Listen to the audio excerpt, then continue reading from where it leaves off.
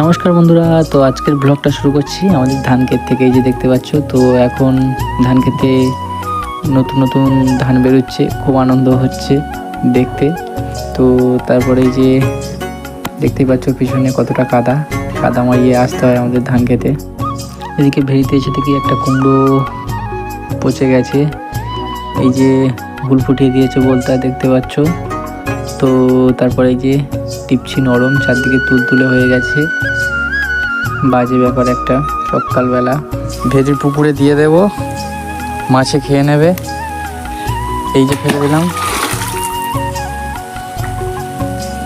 তো তারপরে লাউ বাগানে এসে লাউ গাছের এই যে পাতাগুলো ফেলে দিচ্ছিলাম। তোমার ভিডিও কেমন লাগে বন্ধুরা কমেন্ট করে জানাতে ভুলবেন না। আর তোমরা এই জিনিসটাকে কী নামে চেনো কমেন্ট করে তাড়াতাড়ি বলো।